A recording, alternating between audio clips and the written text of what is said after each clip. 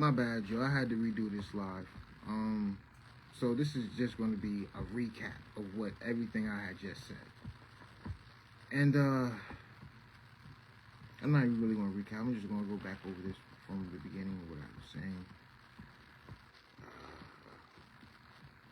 It's not showing up here on Facebook.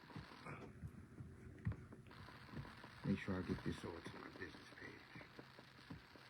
That is a must, because this is something. This is for the ones who are building. This is for the ones who are actually, whether they're an entrepreneur or an actual business owner, or solopreneur, contractor, whatever you want to call it.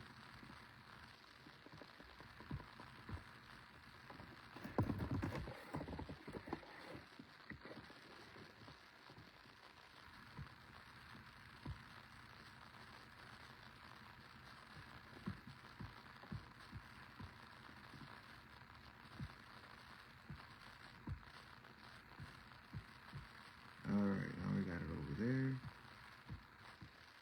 Alright, great. Good. Alright, so what's up, y'all? Your man Shelby here. And like I was saying before in the last video, right? There's just one sentence that sounds inspirational right up until you live it, right? If I want something I never had, I must do something I've never done. And most people treat that line like it's some sort of decor, something you hang up on the wall, right? And the problem is, once you actually believe it, your life stops negotiating with your comfort. Whether that's your comfort zone, your comfort foods, your comfort drinks, your comfort smoke, your comfort thoughts, you stop negotiating with that. And it's really due to you doing something you've never done, feeling unsafe. It's not a sense of you feeling bold when you actually complete it. You feel more or less unsafe. And life's most difficult decisions rarely announce themselves as life-changing at all when you think about it. They show up as these quiet moments where familiarity feels wrong and the unknown feels so dangerous.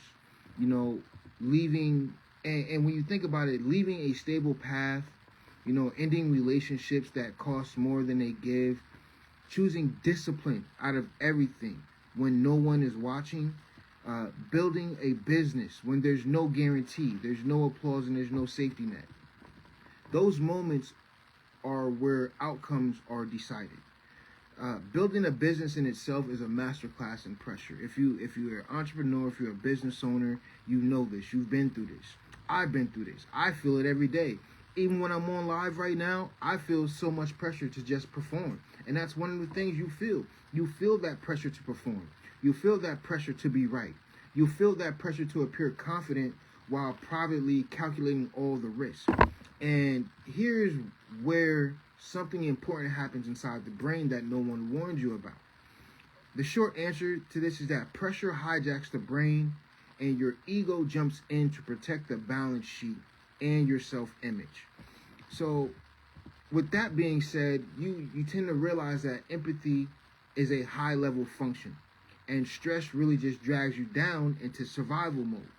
And under that form of pressure, the brain shifts from what the scientists call the prefrontal cortex to the limbic systems. In other words, you go from strategy and perspective to fight or flight mode. And empathy lives in the prefrontal cortex. Threat detection lives in the amygdala. I'm not a doctor. If you don't believe me, you can look this up. It took me some time to look this up and actually verify it, but I actually did. If you want to figure it out yourself, just ask me to leave the resources below. I'll leave the resources down in the comment section, all right? But when revenue is on the line, reputation is questioned, or you get publicly criticized and you get dragged through the mud, the brain treats it like danger and not feedback. Biology does not care, because at the end of the day, it's just business. And criticism in business feels personal because work is identity adjacent. You tend to identify yourself through the work that you produce, through the title that you have. You did not just build a product. You didn't just build a service. You build proof of competence, intelligence, your worth. And when that gets challenged, ego steps in like a bodyguard with bad judgment. I'm pretty sure you guys have been to the clubs and you've seen the bodyguards just standing there and they let a person in that you know is not supposed to be in there. That's exactly what this is. Ego's job is defense, not understanding. Empathy requires psychological safety. Pressure removes that safety. Now, the power dynamics that we have in everyday life, those seem to just make things worse. When you're responsible for payroll, clients, investors, timelines, or deadlines, your nervous system prioritizes control over connection. Empathy feels slow. Control feels efficient at that time. And in the moment, efficiency wins, even if it quietly erodes trust. So this is why stress leaders tend to start acting transactional.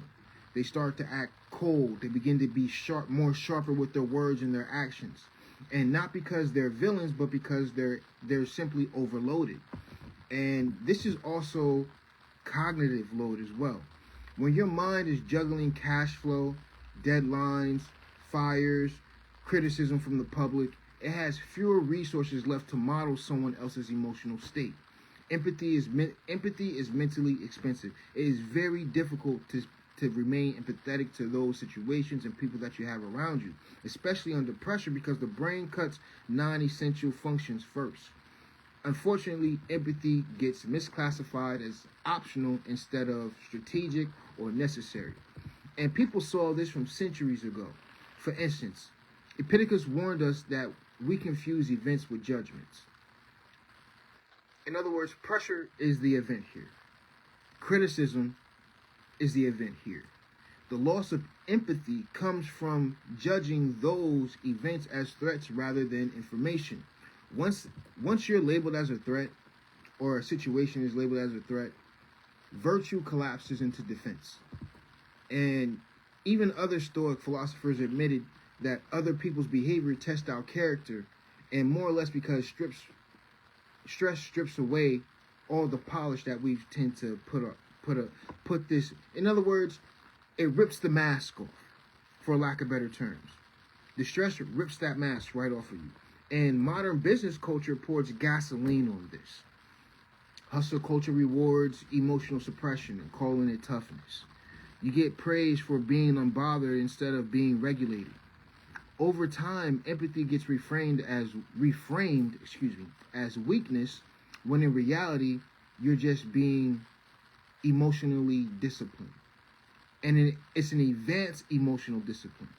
And the funny thing about it is, remaining empathetic under pressure is hard because it requires self-mastery before situational mastery. In other words, that would be self-awareness. Most people try to control the room before they control their nervous system.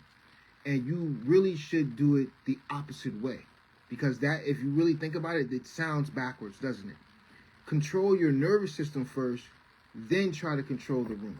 And high-level operators train this pause.